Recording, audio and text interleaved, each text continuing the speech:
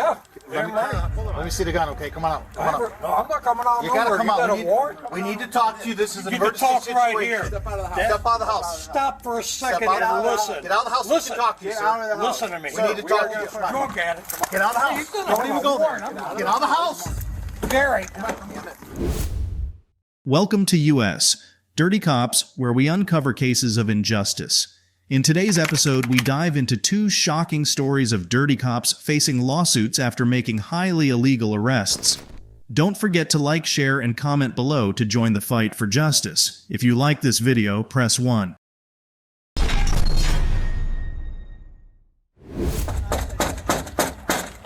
Hello. Come here.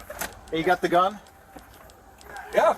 Let me see the gun, okay? Come on out. Come on out. No, I'm not coming out. You gotta come out. We need to talk to you. This is an you emergency can talk situation. Right here. Step out of the house. Stop for a second and listen. Get out of the house. Listen. We can talk to you, sir. Listen to me. We need to talk to you. We're gonna put our hands on you if you don't move. We need to get you. Get out of the house. Screwball this drunk at it. Get out of the house. Don't even go there. Get out of the house. Gary. Why do you gotta act like this, man? On July 23, 2022, very young children, around 2 or 3 years old, are seen playing outside without supervision, which raises safety concerns. While it's important to understand why the toddlers are alone, the main focus is on the police actions captured in the video. The video could reveal how the police handled the situation and their decision-making process. Stop doing that, man. Stop offering my kids candy and sweets and shit. Who's got the gun? Listen, this is what happened, man. He took my friend. Hey, who's got the gun? Not here. No, not here. We're inside the house.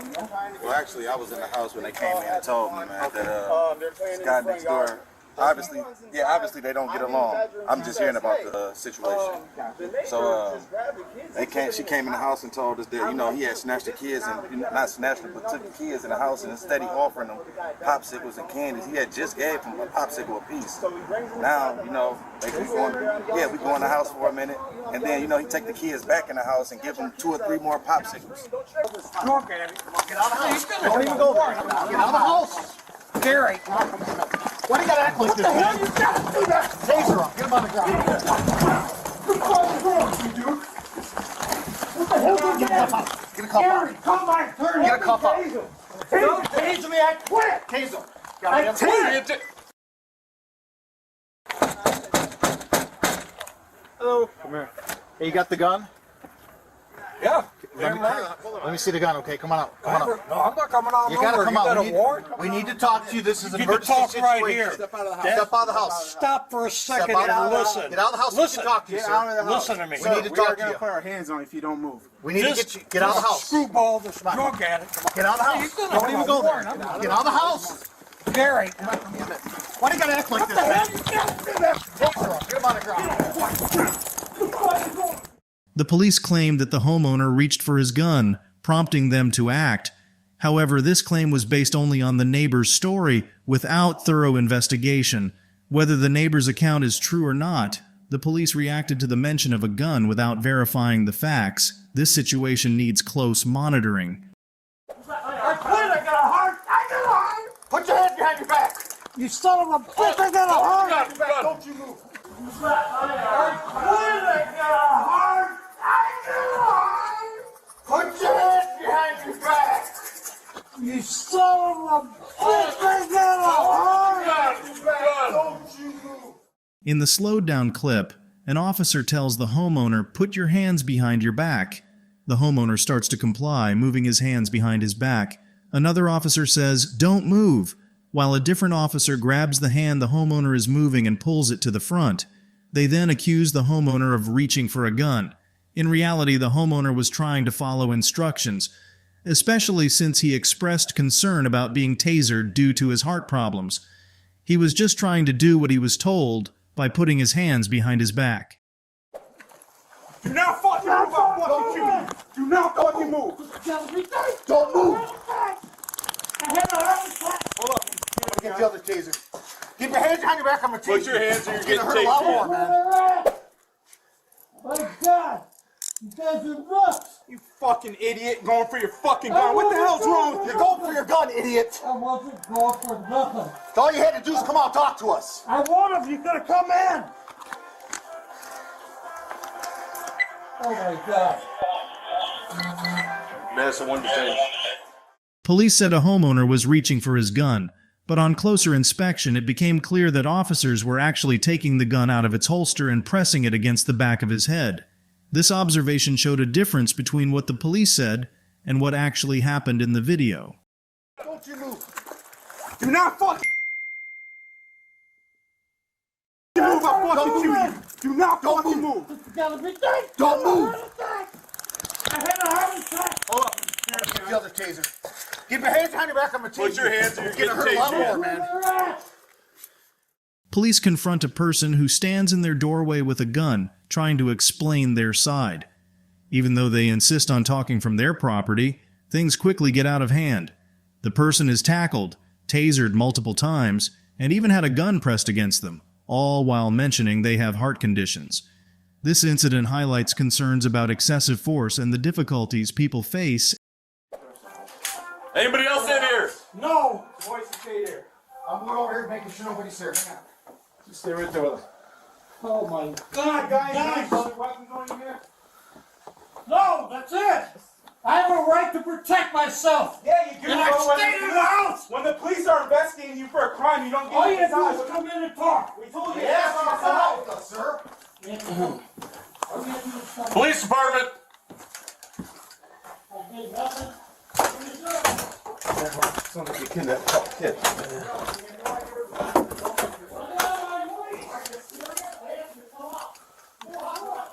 Clear over here. There's a rifle. We got a rifle down here now. Alright, take that. Oh, that's sweet stuff. Fuck, I'm trying to get him. Bradley had, Baker had my arm. Yeah. Alright. Alright, one down here.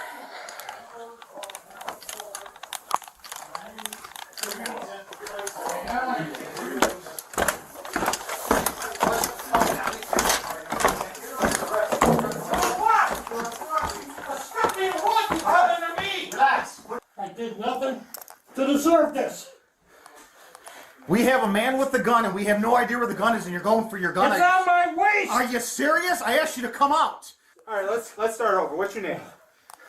You know something? I'm gonna sue. Okay, what's your name, sir? Let's start over. I live here. My name's Mr. White. Mr. Witt, I'm Officer Baker. Okay, when I need badge numbers. 178, it'll all be on the police report. It better be. Yep, let me explain to Can you. I get up? I can't breathe. Get him up. I'm a veteran. Get him up. I don't need this shit. Okay, hang on, turn over. Hold up, turn over. Turn over.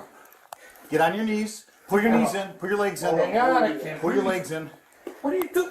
Leave my weapon. No, we're not leaving your weapon right now under these conditions. You're under arrest, dude. You're under arrest. For what? For obstructing. Obstructing what? You coming to me? Relax. Put your feet together, and we're going to get you on your knees. We're going to get you on your knees. No, nothing. Sit up. Sit up. Can't. I got bad knees and a heart. You call for him? I'm trying to right now. One. Put your legs in like you're sitting Indian style. God, I don't believe Put your legs in like you're sitting Indian style. For a fucking drug addict next door. 1, 2. I deal with this. Yeah. Come on, you gotta help us, man. There you go. I can't move good. You guys are absolutely nuts. No, we're not. No, actually, Listen, we're not. We're not. I stayed in my house. I never left the door. Listen, can I talk to you, please? I'm not yelling. You're not yelling. Can I talk to you, please? I'm not yelling. You're not yelling. Okay, Nobody deserves this shit. I'm a citizen. Okay, but let's explain what happened from our perspective. This gentleman, hold up. I have a right to Listen, please, just let me talk, please. This gentleman next door. The drug addict. Calls 911. Yeah, he's got warrants in Detroit and everywhere else. And that's all they do is smoke. He come over here, I'll kill you. Let him talk. He says, hey, my next door neighbor has been talking to my kids, inviting them inside his house. I didn't invite him in. Hold up, let's just tell you where we're coming from. Be a nice guy. They asked for an ice cream. Okay. They do it. His wife was over here. Wherever who she is, I don't care. The kids, Again. Mr. Larry, can we have an ice cream? Yeah, sure. Why not? Mr. White, please. I'm They call trying us- to be a nice guy, and this is the shit I They get. call us. I believe He you're. did. I believe you're trying to be nice. They call us and said, "You invited his kids in. He said, hold on, let me just, he says you invited his kids in. He doesn't want his kids over here. He said he came to confront you and asked where his kids were. No. Kids, his wife come up first. I said, come on in. Because they were out there earlier. I gave them 2 each. I got She you. goes, thank you, Larry. Thank you. But then, No problem. Then they come back, knocked on the door. All of a sudden, they're talking to my friend. I said, the kids are back. Mr. Larry, can we have another ice cream? I don't care. That's fine. You're a little kid. There's a worry about young children wandering onto a neighbor's property, which seems to have caused tension between neighbors. The incident was recorded on police body cameras, showing officers giving multiple conflicting commands to those involved, creating confusion and potentially dangerous situations. The observer is concerned about the risk of escalation and harm during these chaotic interactions, raising broader concerns about police conduct and its impact on community safety. Good phone number, email address. If you write down what happened, sign with Okay, Here's so the next wait. one if you guys need it. I need to go outside. Say that one more time, I'm sorry. Don't worry about line number 1. Statement of, that's your name, Okay. address, phone numbers, email, and then write down what happened, okay? Try to be descriptive as you can. Okay.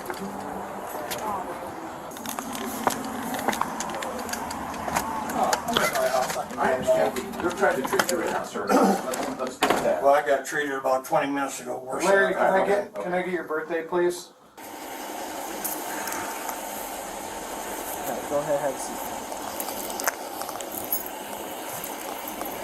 Swear to God, Russia, Nazism.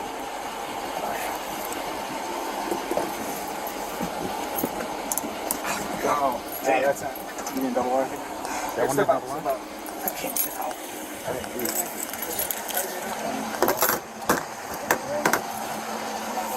Yeah, I don't want these handcuffs to get tighter. I don't want them to cut you. They're killing me. My wrist was broken 3 times.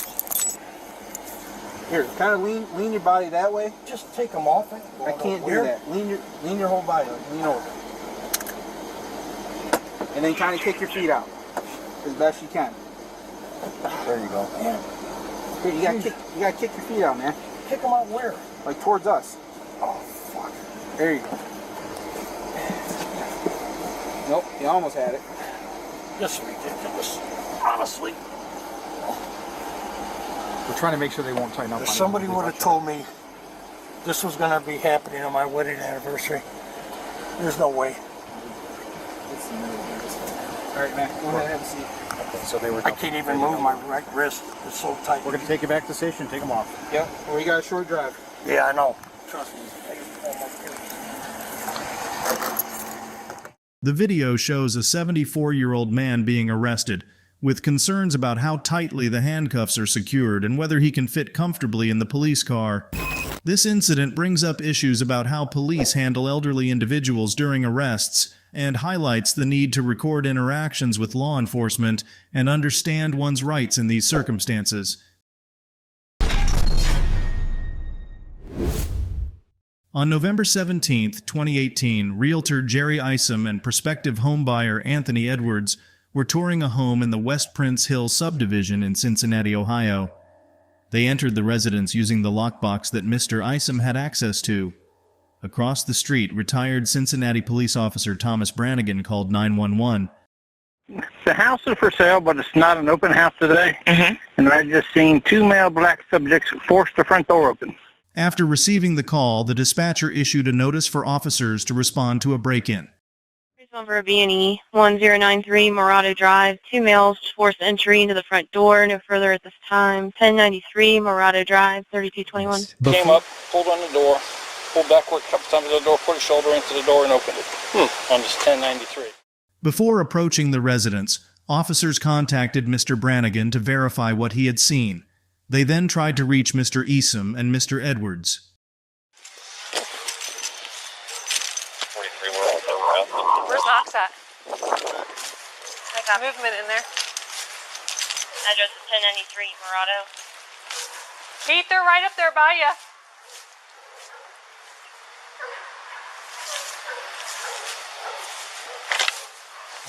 This. Pete, they're right up by your window. Wanna order them to come out? Hey guys, come on out. Tell Knox come around front. Knox! Hands up! My hands up, what y'all doing? Tell your friend to come out too. Hands up. Come on out, man. We got an appointment. Well, people saw you forcing your way in, that's why we're here. I mean, I don't know. They just white people calling the police doing that. I ain't even gonna buy the house. Told me in a good neighbor, he sees somebody going into a house. I ain't gonna buy the house. I ain't even gonna buy it. How'd you just get in? He a realtor. Stop. At the Turn around. Till we can confirm. Turn around. That's lost right there. Until we can confirm. Officer Rosa Valentino responded to Mr. Easom and Mr. Edwards, who were at a house for a real estate appointment. Even though she knew this, she drew her weapon without a clear reason. The officers trusted information from retired officer Mr. Brannigan, which made them suspicious of Mr. Easom and Mr. Edwards. Despite their valid explanations, Officer Valentino handcuffed Mr. Easom, showing favoritism towards Mr. Brannigan's story over theirs. This raises concerns about bias and potential violations of their rights. Did you use a key? Where's the key at? Where at? Okay. Have a seat. We was white, they wouldn't have did this. So what are you talking about, man? That's some You got some type of realtor ID on you? I don't give a if you're white or black. We're doing our job I didn't say you wasn't. It's in your pocket or your car? But that's bullshit, though. Okay, you want... Two black guys. Yeah, turn around. Up until now, Mr. Easom had been the sole person in handcuffs. It wasn't until the officers became weary of Mr. Edwards's verbal protests that they determined he posed enough of a threat and had adequate evidence to handcuff him. Where's the, Why were you going to jail? Where's it at? Break in, you're not going to jail. Huh? That's called being a What? Where's your realtor ID? That's it. Anything, man. You got anything sharp on? No, you can take them to the jacket up. I got ID in my pocket. Y'all didn't ask for the ID. Where's your, do you have, like, ID on you? Which pocket, sir? You've got lots of pockets. Turn around. Stretch your legs.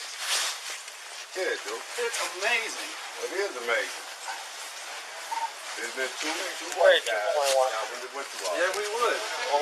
As you ride along, you know what we do, huh? You know how we do our job, don't you? It's incredible. Daddy, step down here. It's every day. This is the everyday shit. Every day. Now you're searching this like we got drugs and dope. Knox, I didn't search, I didn't, You got an ID on you somewhere? pat between his crotch and stuff for weapons, but he's got an ID and he's got realty cards on. Who'd you arrange this with? Are you the only two in there? And you got into the key box? Yeah. The race car. Okay, that stuff doesn't fly. We got called and told that you guys forced entry, which is why. I don't care.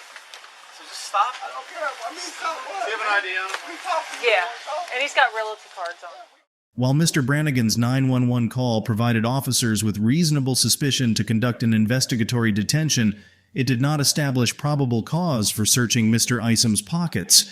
The Terry Frisk Doctrine authorizes officers to pat down individuals they believe may be armed and dangerous, but it strictly pertains to external searches. Simply stopping someone under Terry does not automatically permit a frisk. Alongside reasonable suspicion of criminal activity, officers must articulate specific reasons why they suspect the person is armed and dangerous. Officer Valentino, however, proceeded to search Mr. Easom's pockets without the necessary probable cause. Take a deep breath and relax.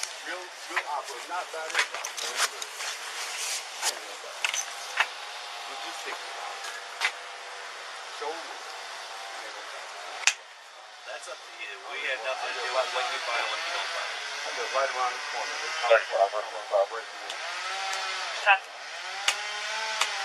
To your surprise, there are a lot of houses we broken into. When someone sees what they believe is that, we have to look into it.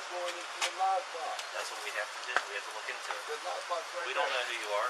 No, I'm talking about you. I'm talking about what is the cause you make the point? So us get That's not what was reported to us. I understand what was reported. Do you have the key to the lockbox on you? Is it in the house? Why we approach things a certain way.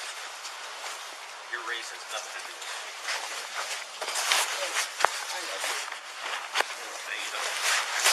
Hey, which pocket is it? I don't know.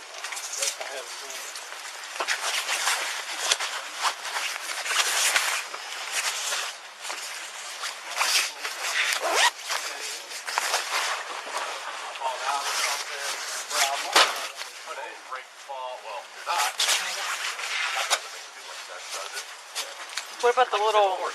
Shouldn't it be like in a little? pocket. Okay, well, I can't find it. Turn around, sir. The officer doesn't knock and instruct Officer Valentino to remove the handcuffs from Mr. Isom and Mr. Edwards until a full search of the residence and further consultation with Sergeant Titus Fillmore is completed.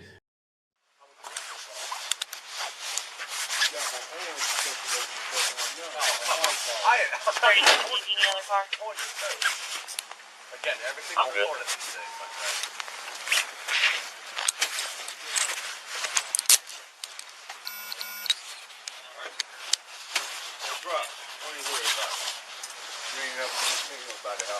You alright? Yeah, I'm good. I know it's fun to do it. We'll be out of here. I'll call you. You don't want to go up there like that's one up the street. I don't even want to live. Okay, no problem.